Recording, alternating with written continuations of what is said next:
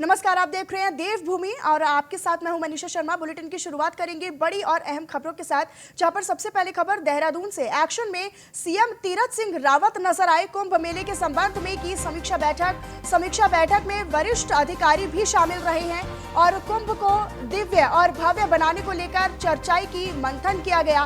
CM Harak Singh Rawat ने अधिकारियों को निर्देश दिए हैं। तो हरक सिंह रावत ने अधिकारियों को निर्देश दिए और कुंभ को दिव्य, भव्य और बेहद सुंदर बनाने के दिशा निर्देश दिए और इसी पर चर्चा की गई। और साथ ही आपको बता दें कि तीरथ सिंह रावत जो हैं वो कुंभ मेले को लेकर एक्शन मोड में दिखाई दिए। कुंभ मेले के संबंध में समीक्षा बैठक उन्होंने की और समीक्षा बैठक में वरिष्ठ अधिकारी भी शामिल रहे और इस बैठक में मौजूद रहे। कुंभ को दिव्य, भव्य और बेहद सुंदर और यादगार बनाने को लेकर इस पर विचार विमर्श किया गया, मंथन किया गया और इसको लेकर समीक्षा बैठक की गई और वरिष्ठ अधिकारी भी इस बैठक में शामिल रहे। आपको बता दें कि एक्शन मोड में सीएम तीरथ सिंह रावत नजर आए, जहां पर कुंभ मेले के संबंध में समीक्षा बैठक की गई और समीक्षा बैठक में वरिष्ठ अधिकारी भी मौजूद रहे और विचार विमर्श किया, मंथन किया गया कि कैसे इस कुंभ मेले को जो है वो दिव्य बनाया जाए, भव्य बनाया जाए। तो सीएम तीरथ सिंह रावत ने अधिकारियों के साथ बैठक की और विचार विमर्श किया इस बैठक के दौरान कुंभ मेले को लेकर। और संवाददाता फहीम तन्हा ज्यादा जानकारी के साथ हमारे साथ जुड़ गए हैं। फहीम, क्या कुछ अपडेट, क्या कुछ जानकारी? देखिए, एक्शन मोड में सीएम तीरथ सिंह रावत अब नजर आ रहे हैं। देखिए, कुंभ है समीक्षा मंत्री तीरथ सिंह रावत और जैसे कि हम कहते हैं कि जो कुंभ है वो 1 अप्रैल से घोषित है। उससे पहले की जो अभी हमने देख रही थी, परसों शाही स्नान पहला हुआ है, काफी तादाद में श्रद्धालुओं की संख्या काफी थी, उमड़ी थी और फीडबैक को लेकर के मंत्री तीरथ ये बैठक लिया।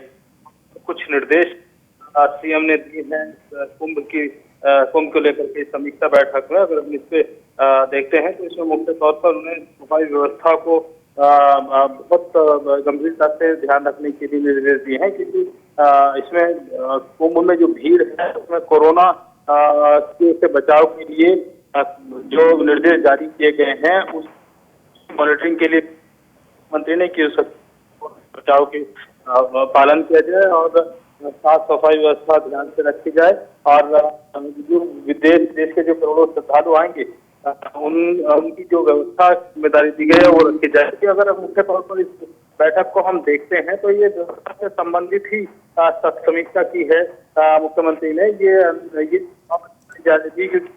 उनकी अवधि 30 अप्रैल तक हो सकता है कि इसको लेकर फहीम, आपने बताया कि सुरक्षा को लेकर भी कई इसमें विचार विमर्श किया गया इस बैठक को लेकर। तो आपसे ये भी जानकारी चाहूंगी कि क्या कुछ दिशा निर्देश सीएम तीरथ सिंह रावत के द्वारा दिए गए हैं इस बैठक में सुरक्षा व्यवस्था को लेकर? देखिए, व्यवस्था और सफाई स्वच्छता व्यवस्था इनको लेकर के मुख्य तौर पर निर्देश दिए हैं सीएम ने। और चूंकि कुंभ की सुरक्षा को लेकर के पहले से तैयारियां हैं, जो सुरक्षा एजेंसीज हैं उनकी टुकड़ी है, वो तमाम जो डिप्यूट कर दिए गए थे वो लगे हुए हैं अपनी अपनी ड्यूटीज पर। तो नया ऐसा अभी इस तरीके की कोई नई व्यवस्था की जाती है, लेकिन जो सुरक्षा व्यवस्था है उसको मजबूती के साथ निर्वहन करने को लेकर के मुख्यमंत्री ने निर्देश दिए हैं। और जैसा मैंने कहा कि आज की इस बैठक में नया कोई फैसला नहीं हुआ है कुंभ के आयोजन को लेकर के या कुंभ की जो अवधि है उसको लेकर के, जैसा कि संभावना जताई जा रही थी क्योंकि 1 अप्रैल से 30 अप्रैल तक 1 महीने का कुंभ है, घोषित होगा 1 अप्रैल से। उससे पहले शाही स्नान भी है जो और परसों हुआ है शाही स्नान। तो लिहाजा ऐसा कोई तकनीकी नहीं हुआ, केवल व्यवस्थाओं को लेकर के मुख्यमंत्री ने निर्देश दिए। तो फहीम, आप हमारे साथ बने रहिएगा, लौटेंगे आपके पास। और ब्रजेश श्रीवास्तव, एसोसिएट एडिटर, हमारे साथ जुड़ गए हैं। तो ब्रजेश, आपसे ये भी जानकारी चाहूंगी कि सीएम तीरथ सिंह रावत अब एक्शन मोड में नजर आ रहे हैं।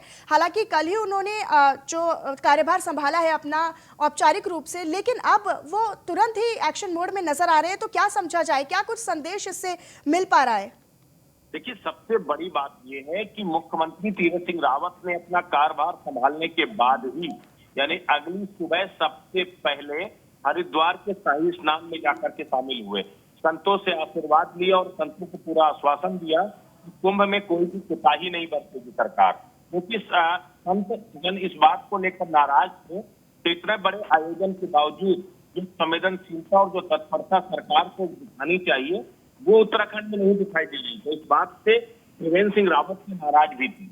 लेकिन जैसे ही तीरथ सिंह रावत ने कार्यभार संभाला, सबसे पहले उन्होंने कुंभ मेले को लेकर की तत्परता दिखाई और आज जो अधिकारियों की बैठक की उन्होंने साफ कर दिया बिल्कुल किसी भी श्रद्धालुओं को आने में किसी तरीके की कोई रोक टोक नहीं होनी चाहिए। कोविड गाइडलाइन का पालन कराना आपका काम है, वो आप पालन कराइए, लेकिन आने वाले किसी भी श्रद्धालु को बगैर किसी रोक टोक के आना होगा।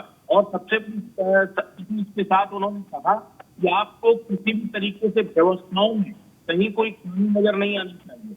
2 दिनों के अंदर सभी प्रस्ताव, अगर आपको अतिरिक्त जो भी जरूरत है तो सभी प्रस्ताव बना करके पेश करें और उसको शासन तत्परता के साथ उसकी व्यवस्थाएं सुनिश्चित करेगा। किसी भी तरीके से कोई कोताही बर्दाश्त नहीं की जाएगी। तो सख्त नजर आए मुख्यमंत्री, बल्कि इसके साथ ही कुंभ मेले के आयोजन को लेकर संवेदनशील दिखाई। जी ब्रिजेश, बहुत बहुत धन्यवाद आपका इस तमाम जानकारी के लिए। तो कुंभ मेले के संबंध में समीक्षा बैठक की गई सीएम के द्वारा। सीएम तीरथ सिंह रावत अब एक्शन मोड में नजर आए हैं, जिन्होंने कुंभ मेले को दिव्य और भव्य बनाने को लेकर बैठक में चर्चा की, मंथन किया। तमाम अधिकारी भी इस बैठक के दौरान शामिल थे, मौजूद थे, जिन्हें दिशा निर्देश सीएम ने दे दिए हैं। और देहरादून में तीरथ कैबिनेट में मंत्री पद का शपथ लेने के बाद बंशीधर भगत से हमारे एसोसिएट एडिटर ब्रिजेश श्रीवास्तव ने खास बातचीत की है, देखिए। तीरथ सरकार की नई कैबिनेट गठित हो चुकी है। वरिष्ठ मंत्री बंशीधर भगत जी इस वक्त हमारे साथ मौजूद हैं। सर, शपथ हो चुकी, पहली कैबिनेट की बैठक हो चुकी, किस तरीके से अब काम को आगे बढ़ाना है, क्या कुछ प्रायोरिटीज रहेंगी? हर चीज प्रायोरिटी है। जो जनता के हित में हम कर सकते हैं उसको हमको करना है और सारी टीम लगी हुई है।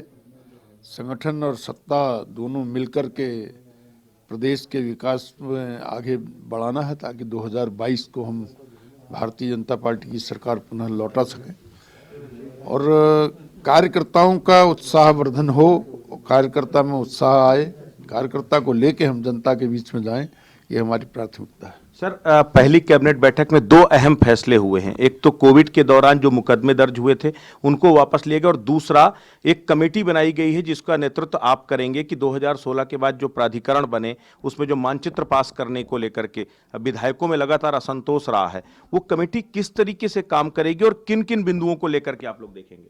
देखिए, एक तो कोविड वाले जो मामले थे वो एक राजनीतिक भी नहीं थे, कुछ नहीं थे, बस केवल लोग काम कर रहे थे तो उनको उस समय लॉकडाउन की वजह से धाराएं लगा दी गई और उन पर केस कर दिए गए, वो केस सब उठा लिए गए हैं। दूसरा, ये जो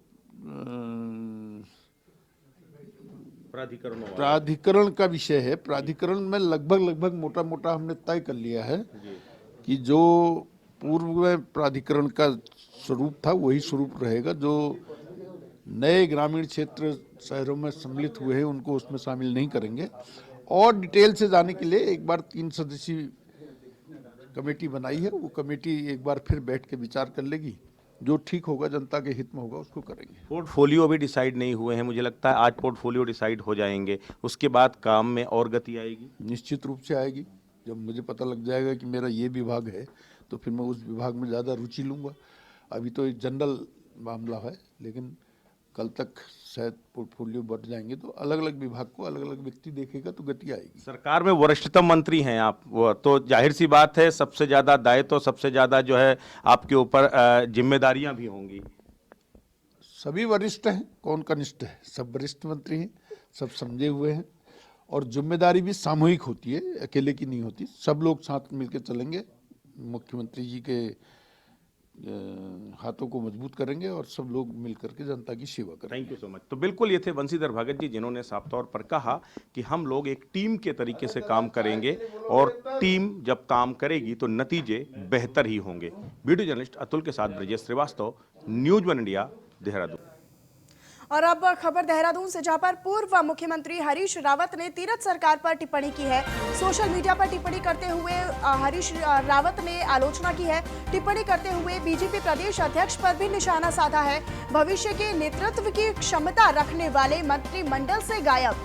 तो उन्होंने सोशल मीडिया पर लिखा है कि हैशटैग पूर्ववर्ती मंत्रिमंडल के निकम्मेपन और हैशटैग कुशासन व भ्रष्टाचार के लिए केवल 2 लोग दोषी पाए गए हैं। तो ऐसा उन्होंने सोशल मीडिया पर हरीश रावत ने सरकार पर निशाना साधा है और उनमें से एक व्यक्ति को उत्तराखंड बीजेपी के अध्यक्ष पद से नवाज दिया गया ताकि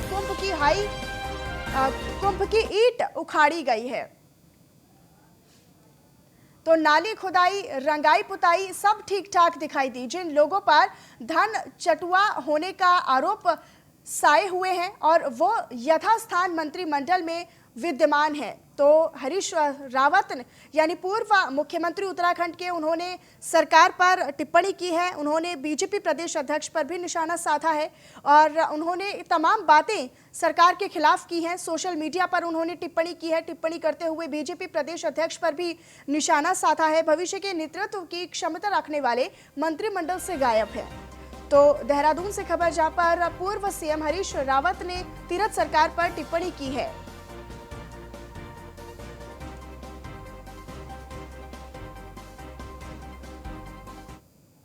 और वहीं काशीपुर में आम आदमी पार्टी प्रदेश उपाध्यक्ष दीपक बाली ने सीएम तीरथ सिंह रावत को खुला चैलेंज दिया है। उन्होंने कहा है कि बीजेपी काशीपुर विधानसभा से सीएम को चुनाव लड़ा देखें। बीजेपी के विकास कार्यों की पोल खुल जाएगी, क्योंकि 4 सालों में सिर्फ विकास कार्यों की बातें हुई हैं और धरातल पर कोई भी कामकाज नहीं किया गया है।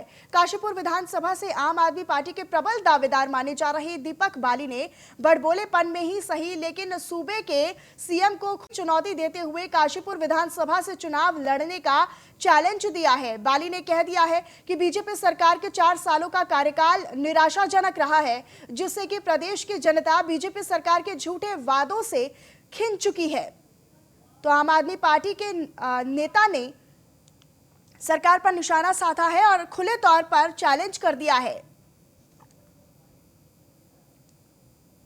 सरकार धन सिंह रावत जी का बयान पढ़ा, जिसमें उन्होंने कहा कि वो पूरे प्रदेश के मुख्यमंत्री हैं और किसी भी विधानसभा से चुनाव लड़ सकते हैं। तो इसीलिए मैंने माननीय मुख्यमंत्री जी से अपील की है कि वो क्षेत्रीय, धर्म और जात पात के समीकरणों को ना देखते हुए पूरे उत्तराखंड के मुख्यमंत्री हैं और काशीपुर के अंदर आकर वो चुनाव लड़ें, जिससे 2022 से पहले ही जनता का जनादेश ये साबित कर दे कि उत्तराखंड के अंदर विकास हुआ है या नहीं हुआ है, या 4 साल तक माननीय मुख्यमंत्री जी ने कौन सी विकास की गंगा बहाई है, ये 2022 से पहले ही जनता के जनादेश से साबित हो जाएगा। 70 विधानसभाओं सीटों में से काशीपुर की विधानसभा पर ही क्यों चैलेंज दिया जा रहा है माननीय मुख्यमंत्री जी को? देखिए, मैं पूरे प्रदेश के अंदर प्रदेश उपाध्यक्ष हूँ आम आदमी पार्टी का, लेकिन निवास काशीपुर विधानसभा के अंदर करता हूं, इसलिए मैंने काशीपुर विधानसभा से चुनौती दी है। और बाकी तो मुख्यमंत्री जी जहां से भी चुनाव लड़ेंगे वो उनका विशेषाधिकार होगा। बढ़ते खबरों में आगे जा पर अब खबर हरिद्वार से। पुलिस अधिकारियों के साथ डीजीपी ने बैठक की है। शाही स्नानों को लेकर प्रशासन ने कमर कस ली है। पुलिस व्यवस्था और भी ज्यादा मजबूत की जाएगी, ऐसा कहना है डीजीपी का। बैठक में अधिकारियों को ब्रीफ किया गया है और आने वाले स्नान पर्वों पर पुलिस व्यवस्था में सुधार किए जाएंगे, ऐसा कहा है डीजीपी ने। 5 से 6 किलोमीटर के दायरे में पार्किंग और तमाम जो व्यवस्था है वो की जाएंगी। 12, 13 और 14 अप्रैल को आने वाले स्नान पर्व को सकुशल संपन्न करना एक बड़ी चुनौती है। तो डीजीपी ने ये सारी बातें कही हैं कि किस तरीके से जो व्यवस्था है उसको दुरुस्त किया जाए। लड़के आए थे दोपहर, धमकी दे के गए थे और अब ये मगरिब के बाद ये हादसा हो गया। जिस कितनी गोलियां मारी हैं, कौन है वो आपका? 5 गोली बता रहा, भतीजा है हमारा। तो कहाँ का ये वारदात है, कहाँ ये गोली मारी है इसको? 14 डोईवाला से खबर जहां पर शताब्दी एक्सप्रेस की बोगी में भीषण आग लग गई। दिल्ली से देहरादून जा रही थी शताब्दी एक्सप्रेस और कंसरो रेलवे स्टेशन के पास ये आग लगी है। हादसे में किसी के हताहत होने की कोई भी खबर नहीं है।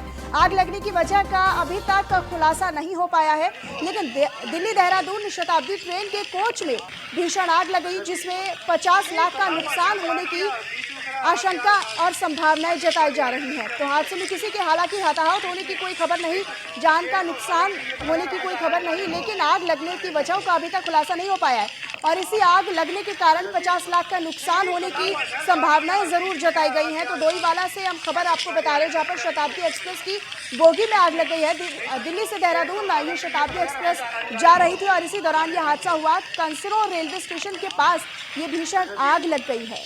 तो हादसे में किसी के हताहत होने की हालांकि कोई खबर नहीं। इस बात की गनीमत रही कि हादसे में किसी की जान का कोई नुकसान नहीं हुआ, लेकिन आग लगने की वजह का अभी तक खुलासा नहीं हो पाया और इसी आग लगने की वजह से 50 लाख के नुकसान होने की संभावनाएं जरूर जताई जा रही है।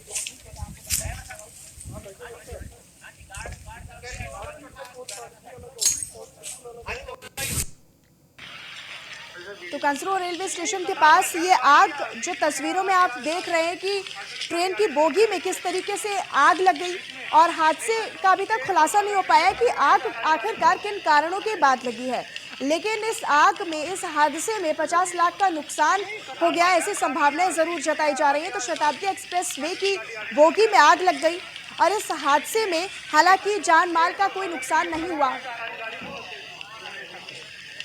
तो संवाददाता महेंद्र सिंह चौहान ज्यादा जानकारी के साथ जुड़ गए हमारे साथ। महेंद्र, क्या कुछ जानकारी, किस तरीके से, क्या कुछ कारण अभी तक साफ हो पाए हैं? देखिए, फिलहाल तो इसमें शॉर्ट सर्किट ही वजह बताया जा रहा है, लेकिन जिस तरह से ये आग लगी है इसमें यात्रियों का यही कहना था कि उनका लाखों रुपए का सामान जलकर राख हो गया। एक भोपाल से इसमें टीम भी आई थी, इसमें हॉकी के भी थे और तीरंदाजी के भी खिलाड़ी थे। उनका लाखों रुपए का इक्विपमेंट जल गया है। देहरादून जो आज खेलने के लिए यहाँ पहुंचने वाले थे तो काफी डरे हुए थे। एक बड़ा भयानक हादसा था और जिस जगह ये हादसा हुआ उसके आसपास आबादी बिल्कुल नहीं थी, बीच जंगल में ये हादसा हुआ। तो काफी डरे हुए यात्री आज डोईवाला पहुंचे थे, तो उन्होंने अपनी आपबीती भी न्यूज वन इंडिया से को बताई थी। फिलहाल इसमें जांच चल रही है कि आग लगने के क्या कारण है। महेंद्र, जब ये आग लगी और ये हादसा हुआ तो उस दौरान कितने लोग यहाँ पर मौजूद थे? देखिए, इसमें केवल जो ट्रेन के जो यात्री हैं वही मौके पर मौजूद थे, क्योंकि जिस जगह घटना घटी है वहाँ आसपास कोई आबादी नहीं है, पूरा घनघोर जंगल है। तो इसलिए ट्रेन के अलावा कोई इसमें बाहर का कोई व्यक्ति मौके पर मौजूद नहीं था। लेकिन जिस समय ट्रेन में आग लगी, जब चेन खींची गई तो उसके बाद धुआं देखकर पड़ोस के जो जंगला चौकी थी वहाँ के वन कर्मी वहाँ सहायता के लिए पहुंचे और जो फायर सिलेंडर होते हैं उसकी मदद से आग बुझाने की कोशिश की गई थी। जी, बहुत बहुत धन्यवाद आपका महेंद्र इस तमाम जानकारी के लिए। तो दिल्ली से देहरादून जा रही थी शताब्दी एक्सप्रेस, जिसमें कंसरो रेलवे स्टेशन के पास ये आग लग गई। तस्वीरों में हम आपको लगातार दिखा रहे हैं कि हादसे में किसी के हताहत होने की हालांकि कोई खबर है नहीं, लेकिन इसी हादसे में 50 लाख के नुकसान की संभावनाएं जरूर जताई जा रही हैं। हालांकि आग लगने का कारण शॉर्ट सर्किट फिलहाल बताया जा रहा है।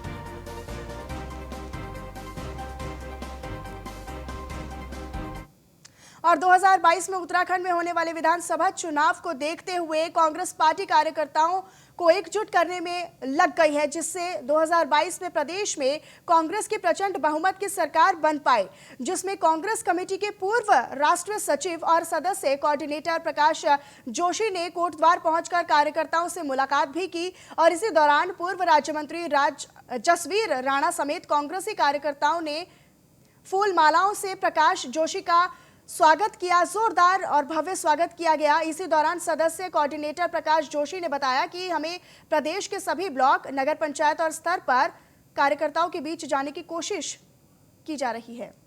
देखिए, मैं प्रदेश में विभिन्न ब्लॉकों में, विभिन्न जिलों में कांग्रेस के कार्यकर्ताओं के बीच लगातार जाने की कोशिश कर रहा हूँ, उनकी बातों को भी सुन रहा हूँ और निश्चित तौर पर कांग्रेस पार्टी ने पिछले कुछ महीनों से जो संगठनात्मक बैठकों का दौर शुरू किया है, जिसमें ब्लॉक स्तर, फिर न्याय पंचायत स्तर पर और अब बूथ स्तर पर भी लोग जा रहे हैं, तो कांग्रेस पार्टी एक नए उत्साह के साथ में अब चुनाव में जाने वाली है। उसी प्रक्रिया में इधर से श्रीनगर में रैली भी है कल, उसकी तैयारी में जा रहे हैं और यहाँ से होते हुए कांग्रेस परिवार के साथियों से मिले, अच्छा लगा, अच्छी ऊर्जा है यहाँ पर कांग्रेस परिवार के साथी।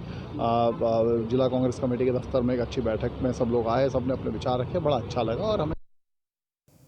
और वहीं नई टिहरी में प्रदेश कांग्रेस कमेटी के महामंत्री याकूब सिद्दीकी ने इस वार्ता करते हुए केंद्र और प्रदेश की सरकार दोनों पर जमकर निशाना साधा। उन्होंने कहा कि दोनों ही सरकारें पूरी तरीके से विफल हो गई हैं। डबल इंजन की बीजेपी सरकार द्वारा देश में बढ़ती महंगाई, पेट्रोल और डीजल और साथ ही गैस रसोई की बढ़ती हैं कीमतें, तो वहीं रोजगार देने में विफल साबित हो रही है केंद्र की सरकार। साथ ही महिला सुरक्षा पर भी पूरी तरह नाकाम साबित हुई है सरकार। और साथ ही उन्होंने ये भी कहा है कि त्रिवेंद्र सरकार द्वारा पूर्व में ही 2021 का बजट पास कर दिया गया। अब कुछ विशेष करने को नए मुख्य अपर कुछ नहीं रह गया है। तो उन्होंने ये भी कहा कि आने वाले विधानसभा चुनाव 2022 में जनता के बीच जाने की इस प्रकार का बीजेपी नेतृत्व ने कदम उठाया है। आज उत्तराखंड बीजेपी के दोहरे चरित्र को पूरी तरीके से पहचानती है। उनका कहना है कि आने वाले विधानसभा चुनाव 2022 में उत्तराखंड राज्य की जनता बीजेपी सरकार को पूरी तरीके से उखाड़ फेंकने का काम करेगी और कांग्रेस पूर्ण बहुमत के साथ प्रदेश में सरकार बनाएगी। प्रचार में पूरी तरीके से डूबी हुई है। जनता की जो जन सरोकार के जो मुद्दे हैं वो उनके सामने गौण हो गए हैं। डीजल पेट्रोल के दाम बढ़ गए, गैस रसोई महंगी हो गई है, तमाम सड़कें बदहाल हैं, स्वास्थ्य व्यवस्था का आप देख रहे हैं क्या हाल है। प्रदेश में तमाम लोग परेशान हैं और इन तमाम मुद्दों को लेकर प्रदेश कांग्रेस कमेटी के नेतृत्व में गढ़वाल का जो केंद्र है श्रीनगर, उसमें जन आक्रोश रैली के रूप में हम एक बहुत बड़ा जन आक्रोश रैली करने जा रहे हैं और सरकार की जो नीतियां हैं उसके खिलाफ हम जनता की अदालत में जा रहे हैं।